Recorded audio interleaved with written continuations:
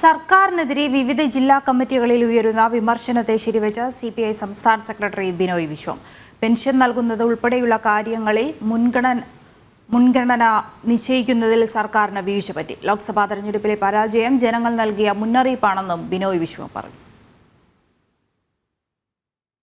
ലോക്സഭാ തെരഞ്ഞെടുപ്പിൽ ഇടതുമുന്നണിക്കുണ്ടായ കനത്ത പരാജയത്തെ തുടർന്ന് നിരവധി CPM, CPI ജില്ലാ കമ്മിറ്റികളിൽ സംസ്ഥാന സർക്കാരിനും മുഖ്യമന്ത്രിക്കുമെതിരെ വിമർശനമുയർന്നിരുന്നു.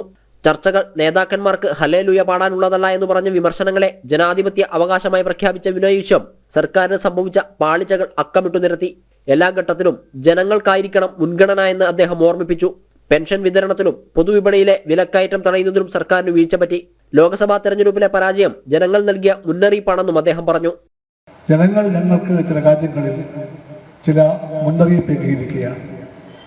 ആ മുന്നറിയിപ്പ് ഞങ്ങൾ അങ്ങനെ തന്നെ കാണണം, വിനയത്തോടെ കാണണം. എന്നിട്ട് ഞങ്ങളിലേക്ക് തന്നെ നോക്കണം.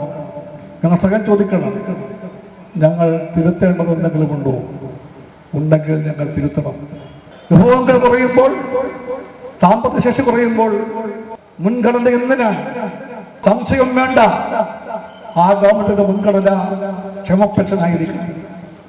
മുൻഗണന സപ്ലൈകോയ്ക്കും ആവശ്യത്തോടുമായിരിക്കണം. ജനങ്ങളോട് ഇടപെടുമ്പോൾ കൂറും വിനയവും സഹിഷ്ണുതയും വേണമെന്ന് ഓർമ്മിപ്പിച്ച് ബ്രാഞ്ച് സെക്രട്ടറിമാർക്ക് ബിനോയ് വിശ്വം കത്തയച്ചിരുന്നു. ഇപ്പോൾ സർക്കാരിന് ഉപദേശവുമായാണ് അദ്ദേഹം മുന്നോട്ട് വന്നിരിക്കുന്നത്. നയങ്ങളാണ് സർക്കാരിനെ ജനങ്ങളോട് അടുപ്പിക്കുന്നതെന്ന് അച്യുതമേനോൻ സർക്കാരിനെ ചൂണ്ടിക്കാട്ടിയായിരുന്നു ബിനോയ് വിശ്വം വിശദീകരിച്ചത്. ബിനോയ് വിശ്വത്തിന്റെ വിമർശനം മുന്നണിയിലെ ഒന്നാമനായ CPM പ്രതിരോധത്തിലാക്കുകയാണ്. ജനം, കോഴിക്കോട്.